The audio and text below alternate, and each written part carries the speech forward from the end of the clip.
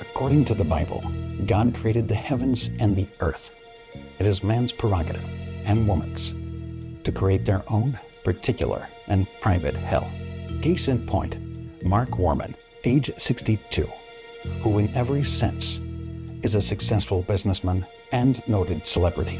Mr. Mark Warman has let nothing derail him from the lofty plans he's held since he was a child.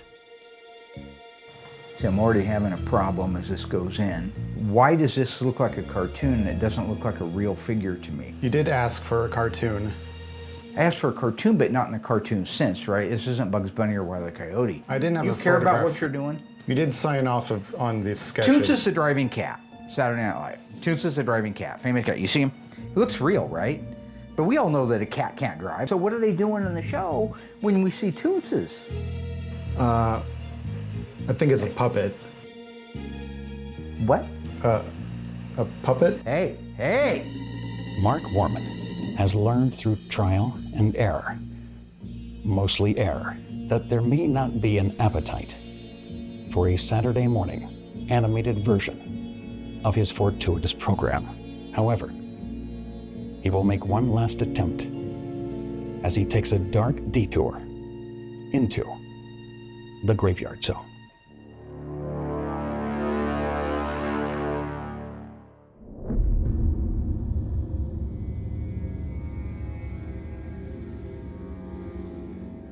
Hey man, what do I look like? UNICEF? Maybe one day UNICEF will get in the Mopar restoration business and they'd be the folks to see. But in the meantime, y'all gotta work with me.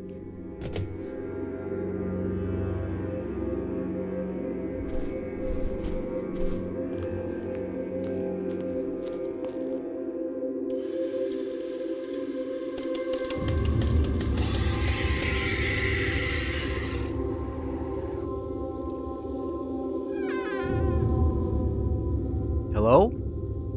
Who's there? What the hell do you want? No, hey!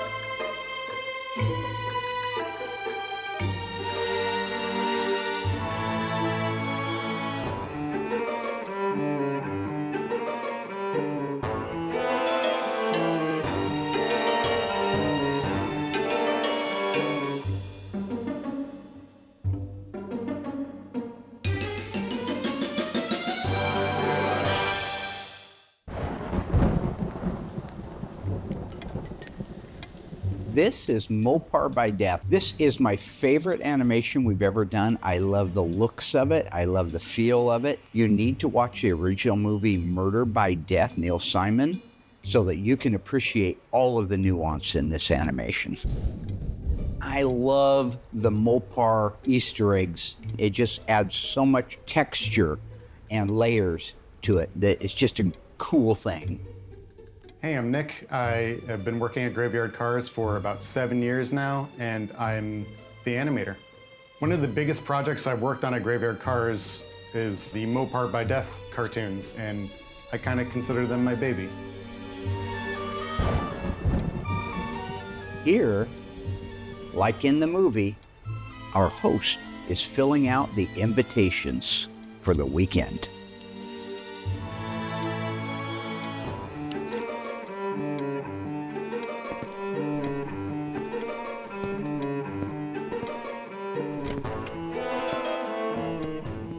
Do you think they'll come, sir?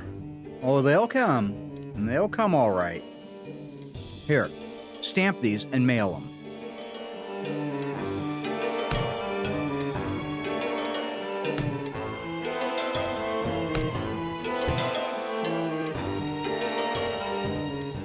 And now it's time to meet the guests.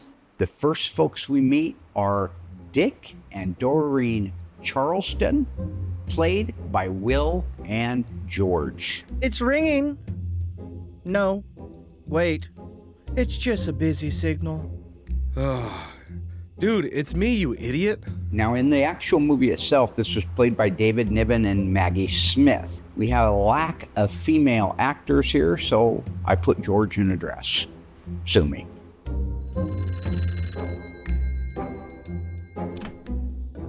Hello? Hello? Hello, anybody there? Thank goodness. Tell him we're not gonna make it. What the? He hung up on me. Really? What did it sound like? Click? This is ridiculous. Why'd you get me a meatball sub when I asked for a cheesesteak? All right, let's just cut the crapola. This is a business trip for me. The next characters we meet are Stan and Tony D'Agostino. Stan is portraying from the movie Sam Diamond, who is played by the incomparable and amazing Peter Falk. Tony is actually playing two different parts. He's playing James Coco's part as Milo Perrier, but he is also playing Tess Skeffington, played by Eileen Brennan. And not being a team player like Tony is, he refused to wear a dress in this animation. Now, what do you got on this Warman guy? Well, he was born in Eugene, Oregon, to John and Ruby Warman. He has one sibling, a sister. He dropped out of school in the 9th grade, and he only had 8 crayons growing up and a tumor in his foot. You got any little Warmans running around? Yep. A daughter, age 27. Calls herself Alyssa. I hear word she's at the dinner tonight. Don't stop, pal. You're doing fine. Now, for those of you who don't know who Stan Lynch is, he's been a friend of mine most of my life. He's been in the show a few times. He used to have a show called Lynch for Hire. He has done the most perfect Peter Falk I have ever heard anybody do. Absolutely spot on. Yeah, I'd just like to mention here, I recorded all the voice talent for these cartoons. That was not Stan doing Peter Falk. That was Mark doing an impression of Stan Lynch doing Peter Falk. Warman spent a lot of time in the principal's office during grade school for teasing other kids. No surprise. He had his nose broken in the 6th grade for making fun of a kid for squinting during science class. In 8th grade, he was voted most likely to be murdered by a fellow student. Like I said, I think we picked ourselves an odd duck, buddy. You did your homework good, pal. Where did you dig all this covert information up from? I texted Mark and asked him.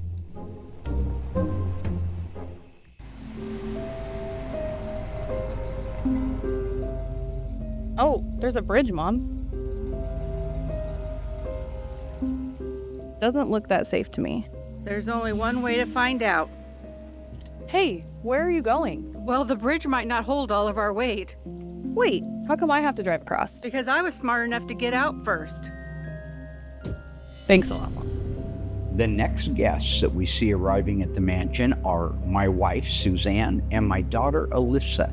They are playing the father and son dynamic team, Sydney and Willie Wang. The son is played by Richard Narita, an up-and-coming actor at the time, so he didn't look very familiar to folks. But Peter Sellers played Sydney Wang, the great Peter Sellers. What a cast. Now, Suzanne and Alyssa also didn't want to come off as cross-dressed in this animation, so we just left them as female. That's not the important part. The important part is I wanted my little Bailey in there. Bailey, my dog, got to have his time on screen. That dog's worth a fortune now because of spinning that. So.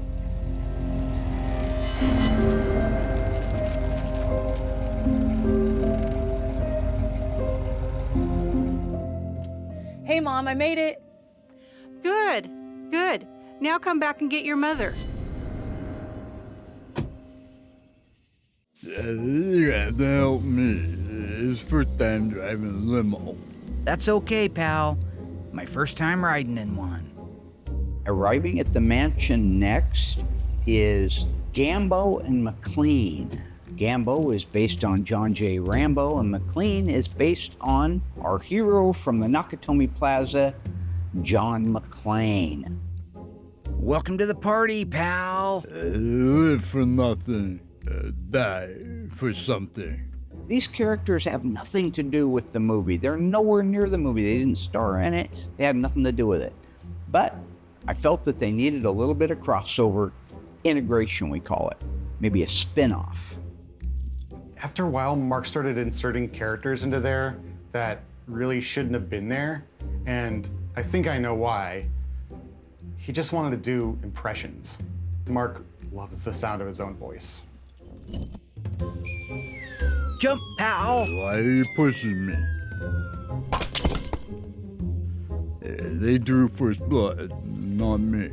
Gambo is a multi-layered character that I've really created at Graveyard Carz by just doing my ridiculous impressions of Sylvester Stallone. Now, because Gambo is difficult to understand at best, we decided to do subtitles as to what he was really trying to say versus what you actually heard, which was a lot of mumbo jumbo.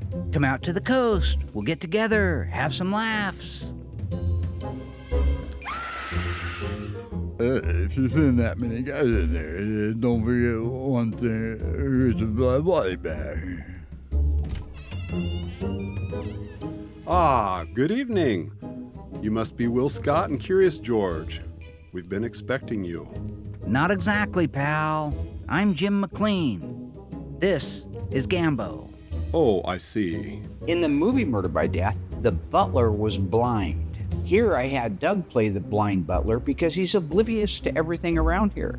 I just felt it would be appropriate. Please allow me to take your bags, sir. No, pal. Let Gambo get it. He eats food that'd make a billy goat puke. Very well, sir. Please excuse me one moment while I close the door.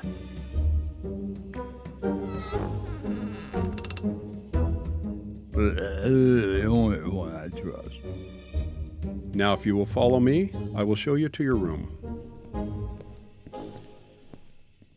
Remember at all times, folks, the characters you see have been invited to a mysterious castle for murder and Mopar.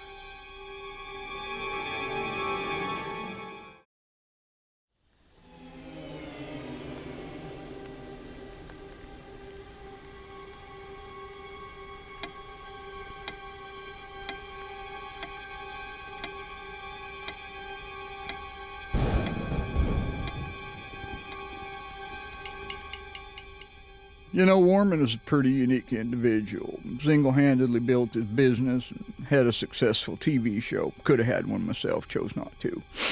Nothing more than a 9th grade education, some hard work. Folks, I know why we're all here. Yeah, because my dad is insane. Now, honey, that's not official yet. You guys, I love the set that Nick drew here. Everything is laid out almost verbatim, almost identical to the way it was. It's really beginning to feel like a murder mystery show. My kind of stuff. Grew up on murder mysteries and Alfred Hitchcock, all the good stuff. This is perfect. That punk pulled a Glock 7 on me. Do you know what that is? It's a porcelain gun made in Germany. It doesn't show up on your x-ray machines, and it costs more than you make in a month, pal. You'd be surprised what I make in a month.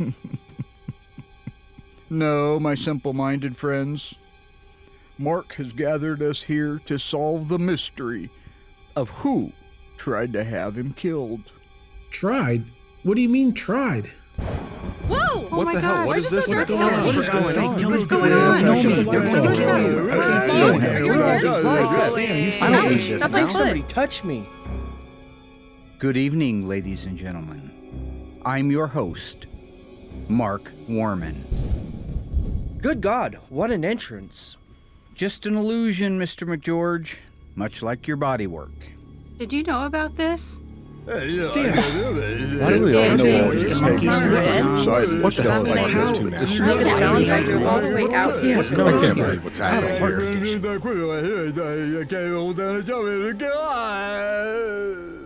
People, let's focus here. As you all know, last season an attempt was made on my life. And the perpetrator is sitting at this very table as we speak. Dad, you've gone too far. It was an animation. Just something to get people talking during the off-season. In fact, it was your idea. Alyssa is right about this whole thing. It was a cliffhanger, kind of like Who Shot JR? That was the spirit of that cliffhanger from the previous season. But when I watched back through it, I thought that thing's got legs. I've always wanted to do animation. This is perfect for it. So between seasons, the production really started playing with ideas of expanding on that cliffhanger. A lot of different ideas were thrown out, and Mark eventually landed on a murder by death homage. So we ran with that one. And so I took on the challenge of animating an entire season's worth of shorts. Yeah, I didn't know what I was getting into. I took on the task of writing everything. I wrote this thing, I mean, basically from the very cover to the cover, if you will, if it was a book. So. I'm leaving. This is stupid. Yeah, I'm leaving too. Let's get out of here, Stan. I'm hungry anyway. Nobody is leaving.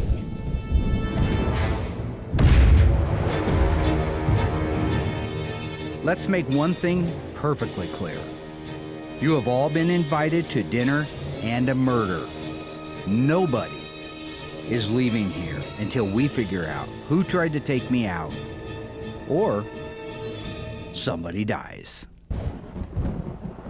Yippee-ki-yay, mother.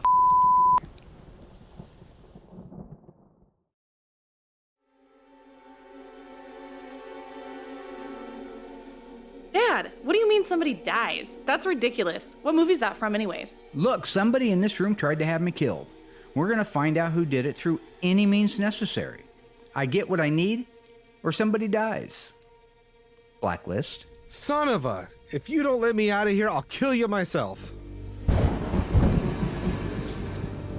Nice try, Blubber, but a little too slow for the Iceman. You have until midnight. Don't disappoint me.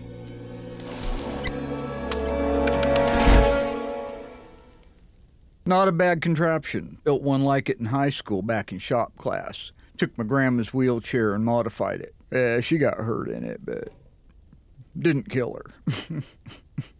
What's going on here? What do we do now? And where's that butler with our dinner? Hey, that's a good point, Tony. Where is the butler? Because I haven't seen him since I arrived. I'm gonna go check it out. I'll come with you. I need to have a word with him about the quality of his service. I eat food that'll make it real cute.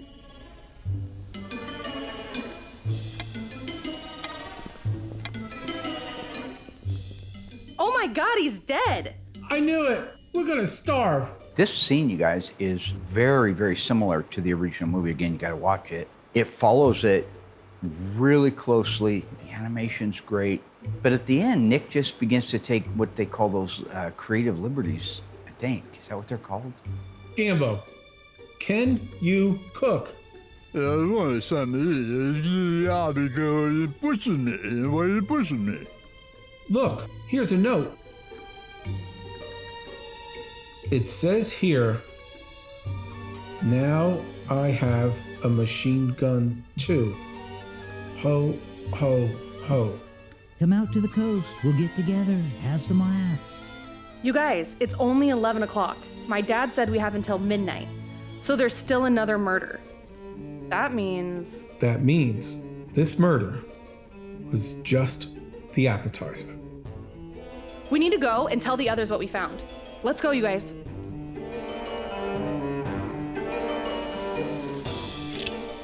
You're not on them. It's on you. Me.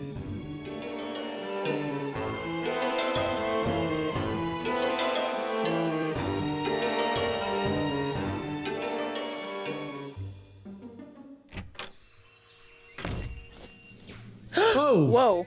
What's this? Welcome to my hell. Where are we? Where's the dining room?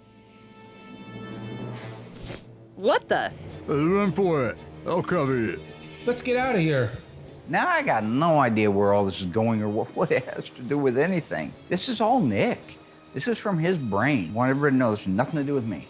So around this time, Mark started getting pretty busy, and so I took over a lot more of the writing. So I just kind of created this scene to get Gambo fighting in the jungle in his natural habitat. You know, what you call hell, he calls home kind of thing. At the time, it made perfect sense in my head. Now, Don't push it. I'll give you a war you won't believe.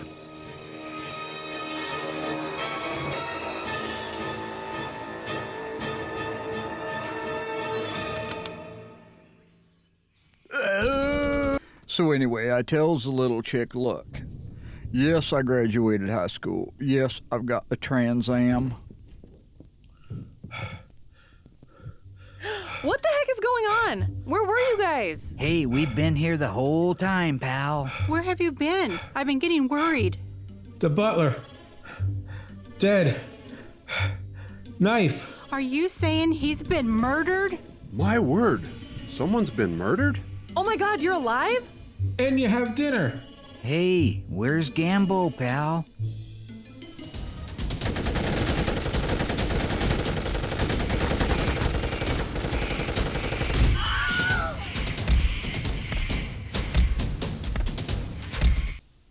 He's fine. What is Nick doing? Playing hacky sack with another human being? Rambo didn't do that. Gambo didn't do that. Honestly, I just had a lot of fun animating that, and it had to go in.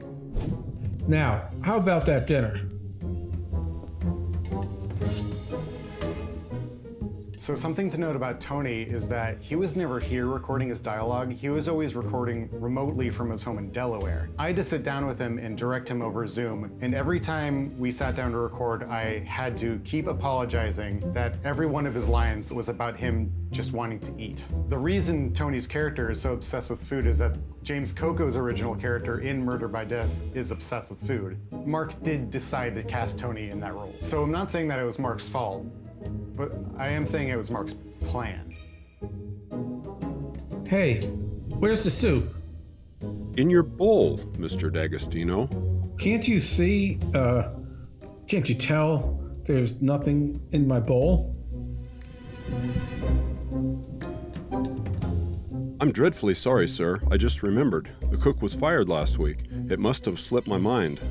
I'm afraid I'm dead on my feet. Oh my gosh. Pal. My gosh, what happened to you? They drew first blood, not me.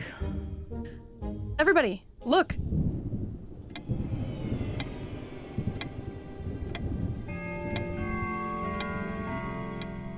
We're out of time.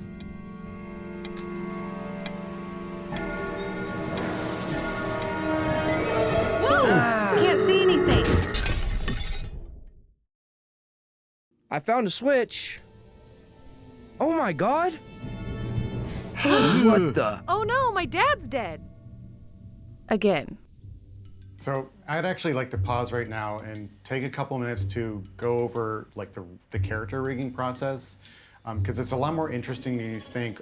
All of everything from like the eye movements to the head turns to the walking, everything has to be like meticulously planned out, and you have to. Nico, you talking about murder? Yeah. Murder by Mopar? Bailey disappears. My dog disappears. My dog's in the car, and then it's not in the car. It's not in the house.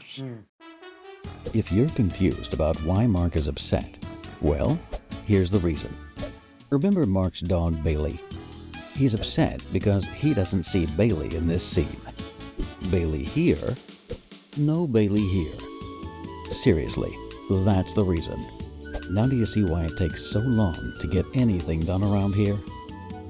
We'd also like to remind you that the reason you're watching a completely animated episode of Graveyard Carz is this guy right here. Go on social media and tell him what you think. We dare you.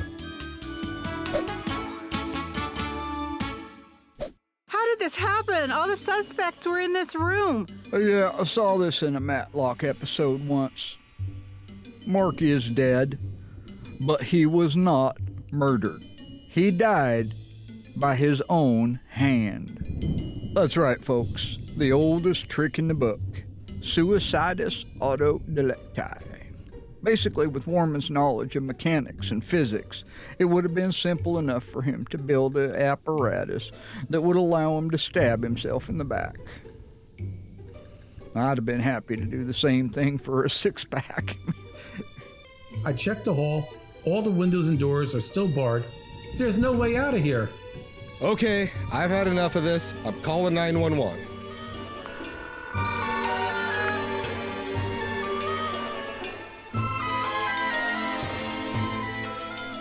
Hello, my simple friends. Don't bother calling the police. I blocked the signal. If you're listening to this message, then it means I am dead. It also means when you dialed 911, you triggered a detonation device that is connected to C4 plastic explosives that is set to go off in 30 seconds. I will see you all very soon. Oh my God, we're gonna die. We're dead. I don't I'm even gonna die here. Here's all this one coming. Trust the old Mission Impossible gag. Okay, it was me. I tried to have him killed. You don't just turn it off. Screw this, pal. I'm getting us out of here. Hey, has this been here the whole time? When did you do that scene? What time of year? Oregon Country Fair?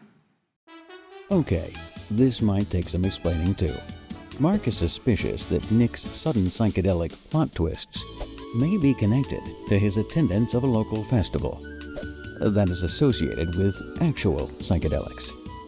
Mark's lawyers would like us to say that he has no evidence of this, and that his opinions are not those of the Division Graveyard Carz nor any of the aforementioned associates or affiliates. So there, you can't sue us. Just guessing?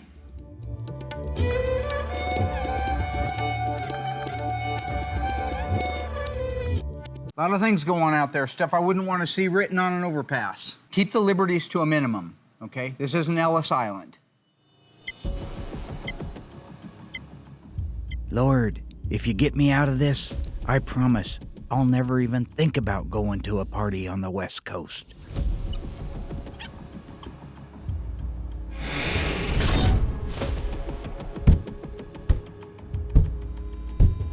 I'm sorry, okay? It was me. I'm the one that stole your car. But Will did make me do it. Don't listen to her. She's lying. I didn't tell her to do.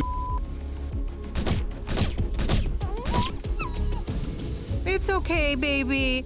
It's okay. We're gonna get out of here. Oh, Mark. Bailey's back. Bailey came back.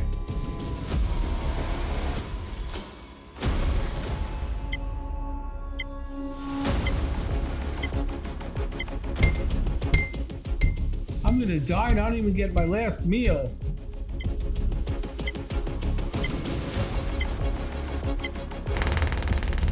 There's no use, Mr. McLean. You'll never get out that way. The windows are double painted with transparent titanium bulletproof glass. They're also tinted to reduce glare. Standard on all air conditioning. Oh, God. Pretty clever, Warman. Personally, I'd have done 3 layers of polycarbonate with a flexible titanium. Shut up, Stan.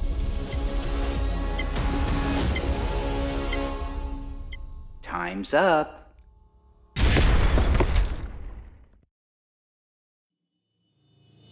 Time's up.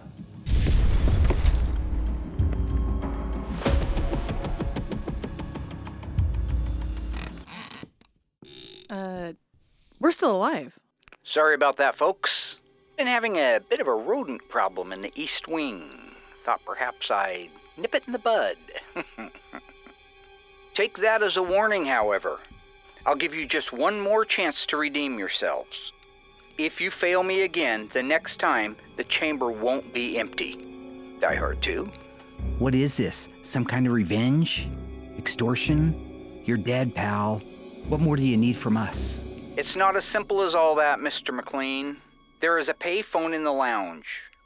You and Mr. Gambo will go there, no one else. I will call you in 5 minutes. Failure to answer will cost you non-compliance. Do you understand me, Jim? Oh yeah, I understand. I understand you're a wacko that likes to rip off action movies. That's what I understand. Good. I'll talk to you in 5 minutes. Well, it looks like we're in this one together, pal. I'm not expendable. What the hell are you talking about, pal? It's what that lady in the bowl said in first part 2, the necklace.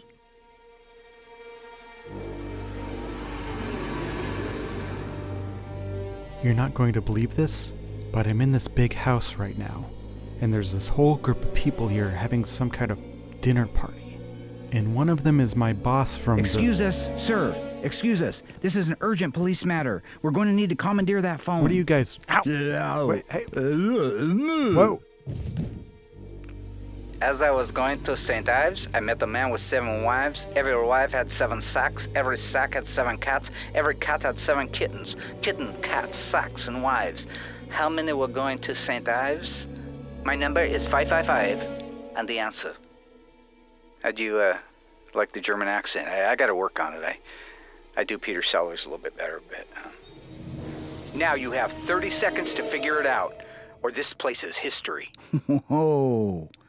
Talk about deja vu, pal. I just remind you to, as you're watching through this, it's obvious which scenes I've written and which ones I haven't. The ones that I have done border on brilliant. Check out this scene, perfection, all right? So this brilliant writing of Mark's, he just ripped off Die Hard 3. So, McClellan, I got it. There's the one guy who was another wife was good. This is the one guy.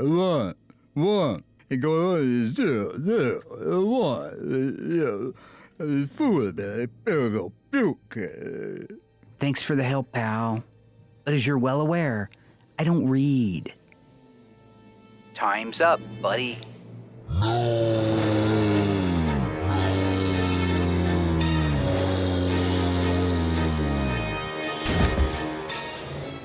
Everybody, duck. There's a bomb. Another bomb. Pal. Are you guys talking about this bomb? We found it while you guys were out of the room. It's just a dud.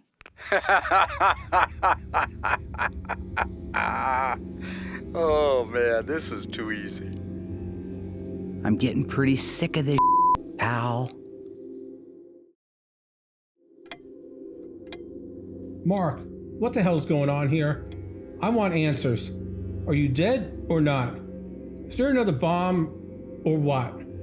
This is ruining my appetite. Answer me! Nick is right about one thing. Tony was not happy with all the references about eating. He thought I was taking a jab at him. So he actually called and left me a voicemail. That's not as friendly as a lot of them have been. This is Mark Mormon. At the tone, leave your name and message, and I'll get back with you. Voicemail again. You gotta pick up sometime. I just read the last script. All of my lines are about food. All the that you do about me on the show is about eating. I know what you're doing. It's not funny, and I don't like it. Grow a pair, answer my calls, and let's get this straight. And for the last time, I do not like Philly cheesesteaks. End of story. Hang on a minute. A second ago, the broad with the mud said she's the one that tried to have Mark killed. Okay, it was me. You want to explain that, pal? Yes, it's true. I killed him. I knew there was something weird with him. The glasses, the funny coat, the death threats. I knew this wasn't my husband. This is an imposter.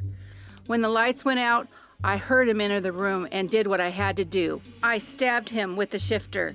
Hang on. Now, uno momento, por favor. Are we to believe you just happen to have a pistol grip shifter laying around in your purse? Yes. Mark gave it to me for our 25th wedding anniversary. Back yeah, I can fly a gunship, drive a thing, $1 million equipment out here, I gave me a whole job. If this isn't the Mark Warman, then who did you kill? Nobody. I took the liberty of examining the body. You'll notice there's no blood. This is not my dad. This is not a human at all. That's right. He's a fake. A dummy. A mannequin, if you will. What are you suggesting? Yeah, what are you suggesting? When I watched this for the first time, I really thought Nick was grasping at straws. It seemed to me that he was coming up with things to kind of buy time to get through the edit. Yeah, that's pretty accurate. I was grasping at straws, but around this point I did start trying to reel it back into some kind of ending. But in reality, he sewed this up really nicely. He sewed it up in the spirit that Neil Simon would be very happy. My dad was never here. This entire evening has been a charade meticulously set up by some imposter, using a finely crafted dummy to carry out his plan. And we're all looking at him. Very good, Alyssa. Very good. Now hold on. Why do I have to be the bad guy? I've never hurt anyone in my life. Hey, you guys didn't grow up with Cousin Dougie, all right? I wouldn't put this past him at all. This is his milieu. So you're telling us Mark is just a mannequin, you've been controlling him the whole time, and you've been faking blindness. Actually, that makes sense. Dougie's never been blind. I don't know why I didn't pick up on that sooner. You got me. I planned this entire dinner party. I designed a dummy Mark. Wait, so the dead butler in the kitchen? Yes, I designed that one too. And I spent months modifying and booby-trapping this mansion. Of course, I didn't do it all on my own. I had help from two of Mark's most trusted employees. No. Will? How could you? Hey, this wasn't my choice. I was blackmailed. He said he'd expose me for being the number 2 painter. But according to my Instagram, number_1_painter,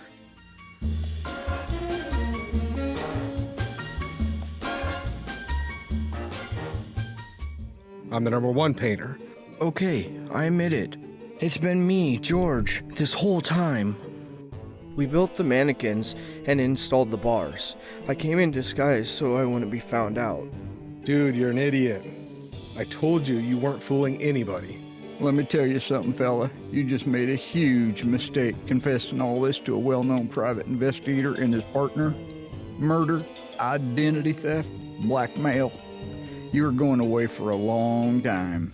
Tony, have Mr. Oldham unlock the door as he will be escorting us to the nearest police station. I don't think I'll do that, Stan. Still to come, will Tony turn the tables? Will Stan prove himself as a competent detective? Will George surprise anyone when he reveals his true identity? And will any of these twists, turns, explosions, and gunshots make Will Scott actually give a crap? Find out in the thrilling conclusion of Mopar by Death. What's this all about? Come on, Stan, what kind of detective are you? You didn't really think I was working for you this whole time, did you? Dougie, you did good. Everything went according to plan. Thank you, sir. That's right. None of you suspected a thing, did you? No one ever has. I've been trying to get rid of Mark for years. In 8th grade, he was voted most likely to be murdered by a fellow student. And now I've finally done it. That's right, I killed Mark. Me. Royal Yoakum.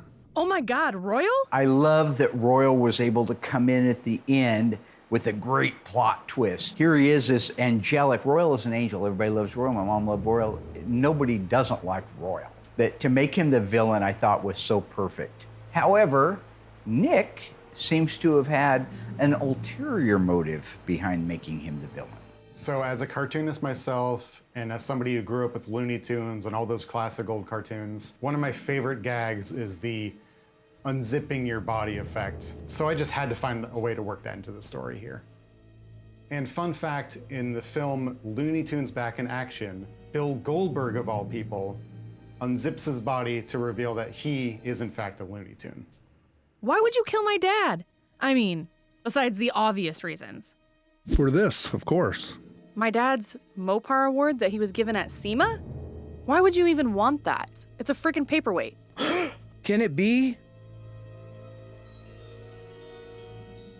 Guys, I am so sorry for this. When you listen to George do his monologue, it was a long monologue. If it sounds like we just had him say one word at a time to get this, it's because we had him kind of say one word at a time. Once in a while, if it was just a conjunction word, he could do 2. But a lot of these are just single words, which is why the inflection changes all the time. But we love George. The priceless Panther Pink Diamond, manufactured by Walter P. Chrysler himself in 1925 and then later stolen from his Sleepy Hollow mausoleum following his death in 1940. I thought it was a myth. What? I read it on Wikipedia. That's right. It was right under your noses the whole time. And now it's mine. All mine. I'll be rich. All right, boys, I think we've heard enough. What do you think? More than enough for me, sir. Royal, I'd like to introduce you to David Starsky and Kenneth Hutchinson. undercover detectives for the Springfield Police Department. We're undercover cops and celebrity impersonators. Here's our card. We do birthdays and county fairs. And we've been wearing wires this whole evening. We've got everything on tape. You're busted. Mark? But how? You better check your aim next time, buddy.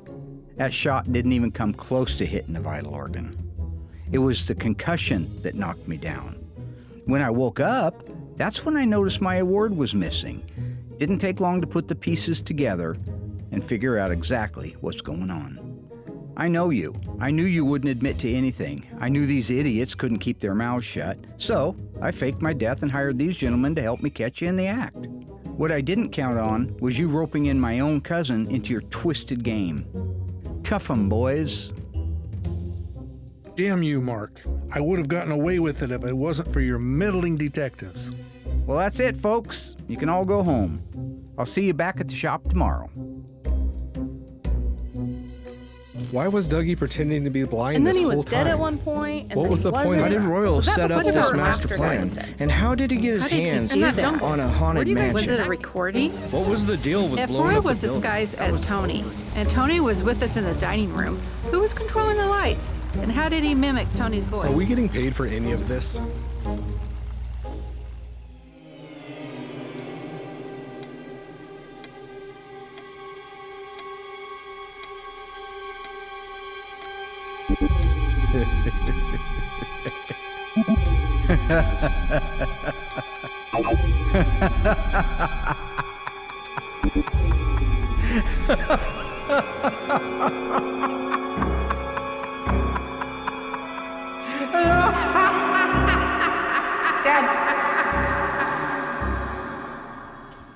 Dad, Yeah, baby. I think you fell asleep watching your movie. Oh, yeah, I did. We're supposed to do parts at one. Oh, yeah. Sorry. In this final scene of the animation, we decided to pull back to reality, make everything that you had just seen on TV a dream, like in Who Shot JR? Dallas. That turned out all to be a dream. Just note that my acting chops are pretty good in this one. Not saying I'm up for an Oscar or anything, but I looked like I was asleep and Alyssa woke me up, so. I can't believe this weird dream. I had this dream that we were all cartoon characters. Like, Okay. I was a cartoon character, you were a cartoon character, Mom was a cartoon character. Oh my God. Dougie was a blind butler. We were at this like mansion, this weird haunted mansion. What? And I had been murdered. Yeah, You were I had murdered? been murdered by your mom. Well, I mean, that tracks. Yeah. I don't know Makes how sense. that tracks. You had that one coming. What did I I'm do? sure. I wasn't in the dream. I don't know. What was the but I'm freaking sure you dream? did Why- something. I didn't do anything. Nothing? In the dream, I got shot for doing nothing. And there it is, folks. I finally got my animated episode of Graveyard Carz, full animation, 1 hour. It took 15 years and over 250 episodes. And if it doesn't do well, then, you know, pretty much was all Nick's fault. It's his idea. Can we just get some parts ordered? Yeah. Great. Sounds good. Are you Very going to much. sleep on the job? Dan was there, Lynch. There's a guy named Gambo, Jim McLean. I don't know what that was all about. It just was so weird. It's like surreal.